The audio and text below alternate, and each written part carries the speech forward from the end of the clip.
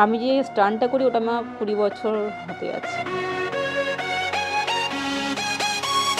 ওরা মনে হয় মিডিল চলে আসে, তাহলে আমাদের ভ্যালুটা কম হয়ে যাবে। আরও জিদ হলো যে আমি এবার করবোই। পেহচান যাকে বলা হয়, আইডেন্টিটি, ওটা আমার এটা থেকে শুরু হয়েছে।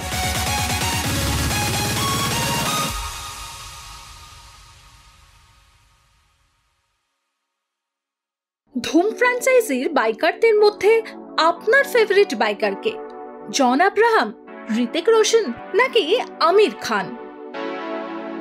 রিল দুনিয়ার বাইরে রিয়েল দুনিয়ায় দাপটের সঙ্গে ধুম মচালে বলে ভেলকি দেখাচ্ছেন এক সাধারণ বাঙালি মধ্যবিত্ত ঘরের মেয়ে, গুমার সোমা বসু। আমি যে স্টান্টটা করি ওটা আমার 20 বছর হতে যাচ্ছে। আমি যে কাজ করি এটা সাধারণত লোকে করতে পারে না, এটা মনে করে সবাই। আমি মনে করি সবাই করতে পারে। আমি যদি পারি, একটা মেয়ে হয়তো সবাই পারবে। আর 5টা সাধারণ মধ্যবিত্ত ঘরের মেয়ের মতোই বেড়ে ওঠা সোমার, কিন্তু ক্লাস 8-এ পড়ার সময় জীবনের হাইওয়েতে হঠাৎই এলো স্টান্ট। এক মেলার মাঠে ঘুরতে ঘুরতে কিশোরী সোমা দেখল একটা বিশাল কাঠামো বানানো। কৌতূহলী হয়ে এগিয়ে গেল সে, সরল মনে প্রশ্ন করল, এখানে কি হয়? উত্তর এলো, এখানে গাড়ি আর বাইকের স্টান্ট দেখানো হয়। সোমা বলে বসল, আমিও করব। উত্তরে যেটা ভেসে এলো সেটা গ্যাংস অফ ওয়াসিপুরের সেই কাল্ট সংলাপটার মতোই, বেটা তুমসে না হো পায়েগা। ব্যাস, এই একটা কথাই বদলে দিল সোমার জীবন। তুমসে না হো পায়েগা বলে, এক তুমি বেঙ্গলির ছেলে হোক বা মেয়ে হোক খুব বেশি ভীতু হয়, তারা কখনো এসব কাজ করতে পারবে না। সেকেন্ড, তুমি একটা মেয়ে হওয়া আরও বড় ব্যাপার, যে মেয়েরা কখনো করতে পারে না এসব কাজ। তো একটু ইগোতে লাগলো, আরও জিদ হলো যে আমি এবার করবোই। তো আমি ওকে বললাম, দেখুন আমি করতে পারবো, আর একটু চান্স দিতে হবে আমাকে। বলে, ঠিক আছে, অমুক দিন আমরা অমুক ডেটে দমদম কোনো একটা জেল আছে, জেলের পেছনে গ্রাউন্ড, ওখানে হবে কালী পুজোতে, ওখানে এসো। নাছোড়বান্দা থুরি বান্দি সোমা পৌঁছে গেল দমদমে বাইক স্টান্টের অডিশন দিতে। বাড়িতে মায়ের মত না থাকলেও কানে যে শুধুই বাজছে তুমসে না হো পায়েগা। ওখানে আরও মানে 1-2 মেয়েকে ডেকেছিল, কিন্তু রাইট টাইমে ওরা কেউ যায়নি, আর আমি একা গেছিলাম। 4 জন মেয়ের মধ্যে আমি একা গেছি, 3 জন যায়নি। তো ওদের মনে একটা লাগলো, হ্যাঁ এরা কেউ আসেনি বলে, প্রমিস করে আসেনি অ্যান্ড ওয়ার্কতে, তো ওই মেয়েটা এসে তো নিশ্চয়ই কিছু করতে পারবে। আর আমি বাড়িতে না বলে গেছি, আমার স্কুল ব্যাগ প্যাক করেছি, তারপরে জামা ভরেছি, সব কিছু নিয়ে পালিয়ে গেছি বাড়ি থেকে। আমি জানি আমাকে করতে দেবে না। তো পরে বিকেলে মা আবার এসছে, আর মাকে আসতে দেখে আমি লুকিয়ে পড়েছি। অনেক খুঁজলো আমাকে, সামনে আসলাম, কান্নাকাটি করলাম, আমি বাড়ি যাব না। তখন ওনার ছিল ওখানকার বাবুজি, উনি আর্মি রিটায়ার, খুব বয়স্ক লোক। তো মা বললো, ঠিক আছে, ও তো বাড়ি যাবে না, তাহলে এটা আজ থেকে আপনার মেয়ে, আপনার দায়িত্ব। ও যে স্বপ্নটা বেছে নিয়েছে, স্বপ্নটা থেকে কিন্তু আমি সরাতে পারবো না। প্রথমে তো সাপোর্ট ছিলই না, আর আমাকে বললেও করেনি। এই কাজটা সম্পূর্ণ নিজের বুদ্ধিতে করেছে। শুরু হলো ট্রেনিং। শুধু তো বাইক চালানো শেখা নয়, বদলাতে হলো ভেতো বাঙালির ভাত খাওয়ার অভ্যেস। কানে যে শুধুই বাজছে তুমসে না হো পায়েগা। বাইকে বসতে হবে। তো আমার না মানে আমি বেঙ্গলি ভাত খাই আমরা, তো আমার ভাত খাওয়া বারণ ছিল। বাবুজি আমাকে মার্কেট নিয়ে যেত, অ্যাপেল, শসা, মানে পেয়ারা এসব নিয়ে এসে সালাদ করে প্লেট ভরে আমাকে সালাদ খেতে হতো। আমি খাবার কম খেতে পারি, তো 2 পাতলা চাপাতি, তারপরে মনে হচ্ছে কিছু ভাত খাবো। তো আমি না একটা কোয়ার্টার প্লেটে ভাত নিয়ে লুকিয়ে অন্য কোথাও মানে ডোরের পেছনে গিয়ে বা টেন্টের পেছনে গিয়ে ওই ভাতটা খেতাম। ট্রেনিং তো শুরু হলো, কিন্তু সেখানেও সেই চিরাচরিত নারী পুরুষ বিভাজন। অ্যাকচুয়ালি কী হয় না, মেয়ে বলে কথা, ওখানে খালি ছেলেরা কাজ করতো, যা স্টান্ট করতো। ওরা মনে হয় মেয়ে যদি চলে আসে, তাহলে আমাদের ভ্যালুটা কম হয়ে যাবে। সেই মনে হয় ওরা আমাকে ট্রেনিংটা খুব স্লো দিত। তো আমি মনে করছি আমি যেতে পারবো উপরে, আমি শো করতে পারবো, কিন্তু আমাকে পারমিশন দিচ্ছিল না। নিচে রাউন্ড ঘোরাচ্ছিল। প্রথমে আমি ফিল্ডে বাইক স্টার্ট করা শুরু করি, ফির ট্রাফিকে রাস্তার মাঝখানে কোথায় বাম্পার আছে কী আছে সব কিছু প্র্যাকটিস হয়। তারপরে নিচে যে গ্রাউন্ড মাটিটা আছে ওখানে রাউন্ড ঘোরাতে হয়। আমি ভাবছি ঘুরে যাচ্ছি, আমি উপরে যেতে পারছি কিন্তু আমাকে যেতে পারমিশন দিচ্ছে না। রিয়েল লাইফকে ফার্স্ট অ্যান্ড ফিউরিয়াস করে তোলার জন্য ঘর ছেড়েছে যে মেয়ে, তাকে কোনো শিকলেই আটকে রাখা যায় না, আটকানো যায়ও নি। একবারে কি হলো, আমাদের ওনার ম্যানেজার, আমার যে গুরু, সবাই একটা ফিল্ড বুক করতে গেল।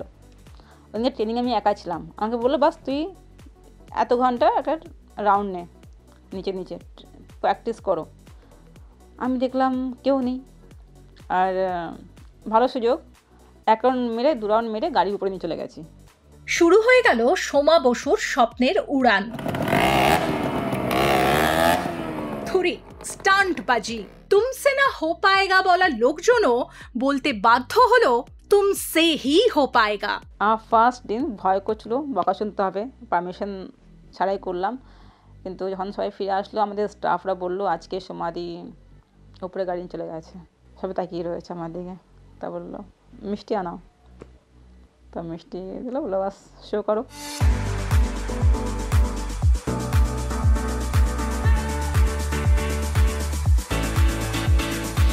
বাড়ি ছেড়ে থাকার কোনো কষ্টই পিছুটান হয়নি কোনোদিন, শুধু মাথায় ঘুরতো একটা কিছু করতে হবে লাইফে। কিন্তু বাড়িতে আসলে ভালো লাগতো না, কেন একটা মেয়ে যেখানে ভালোবাসা পায়, ছেলে মেয়ে সেখানে ও যেতে চায়। মার প্রতি ছিল একটা ভালোবাসা, কেন মাই সব কিছু, উনি অনেক করেছে আমার জন্য, আর তো কিছু ছিল না।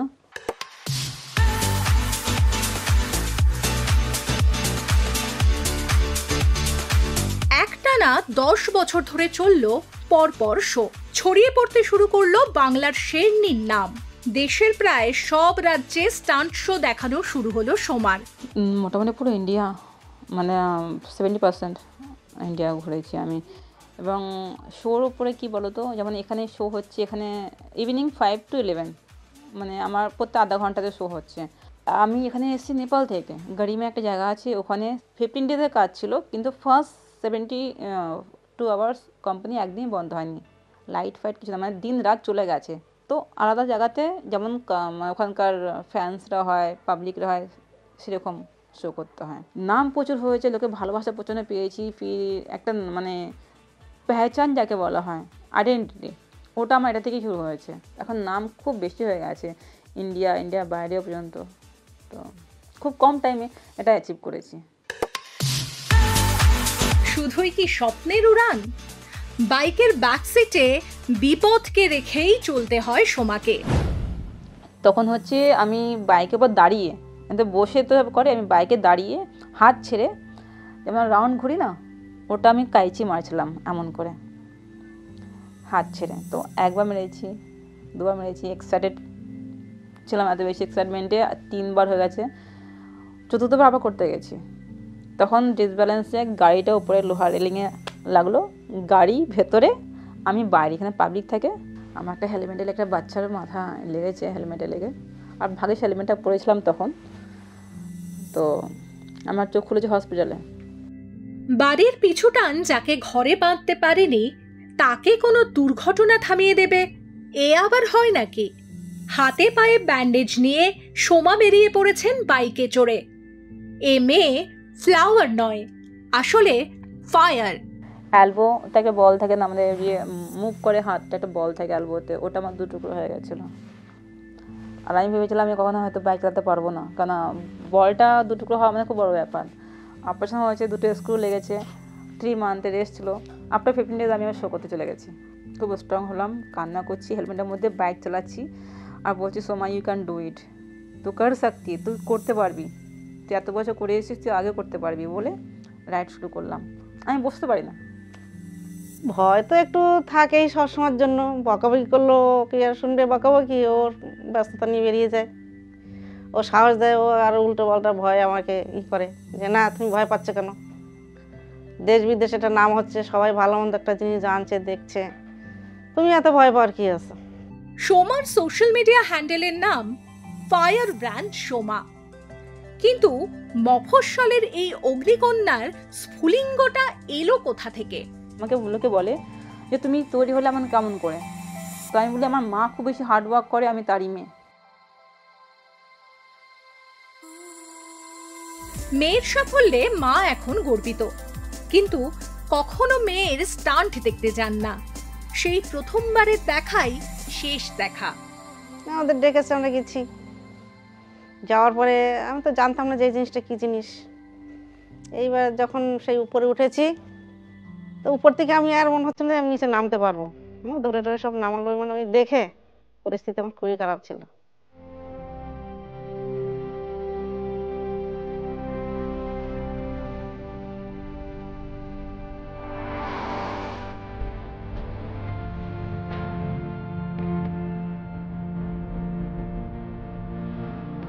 সারা দেশ জুড়ে যত মরণকূপের শো হয়, তার মধ্যে মহিলা স্টান্ট পার্সন মেরে কেটে 5 থেকে 6 জন।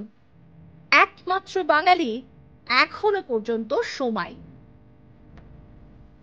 স্টান্ট যে মতো করা, তার মধ্যে মেয়েরা আছে 5-6 জন আছে। বেঙ্গলের মধ্যে আমার জানা নেই এখনো পর্যন্ত কেউ।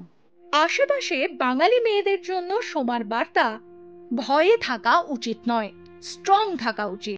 আমি না খুব দেখি যে মেয়েরা খুব বেশি রিলস বানায় ইনস্টাতে বা ইউটিউবে, আর ওগুলো মানে কুछ ফালতু জিনিসই বেশি করে আমার যা মনে হয়। আর আজকালের মেয়েরা এসব করার জন্য নিজের মা বাবাকেও খুব বেশি প্রেশার দেয়। বাবা হোক, ভাই হোক, বা তার হাজবেন্ড হোক, তারা খুব কষ্ট করে কামিয়ে নিয়ে আসে। তো একটা লিমিট পর্যন্ত তাদেরকে প্রেশার দেওয়া উচিত। তুমি যেটা করো, তোমার প্যাশন যেটাই হোক না কেন, চাहे তুমি যদি একটা বিউটিশিয়ান হও তুমি সেটা নিয়ে করো, কিন্তু ফালতু জিনিস না করে, প্রেশার না দিয়ে নিজে কিছু স্ট্রং করো, নিজের পা দাঁড়াও। তো সেই হিসাবে একটা মেয়েকে খুব বেশি স্ট্রং হওয়া উচিত, mentally and physically, and self dependent. নিজে কামাও, তখন বুঝতে পারবে যে কতটা কষ্ট করে পয়সা আসে। বাংলার এই বাঘিনীর জনপ্রিয়তা প্রচুর। শো দেখে বেরিয়ে এসে অডিয়েন্স দেখা করতে আসে তার সঙ্গে। কারো অনুরোধ হাত মেলানোর, কারো আবদার একসঙ্গে সেলফি তোলার। সোমা হাসি মুখে সব আবদার মেটান। হয়তো তার আগুনের উত্তাপেই একদিন আরো এক বা একাধিক মেয়ের মনেও সমাজের বস্তা পচা মধ্যযুগীয় চিন্তাভাবনায় বদল আসবে।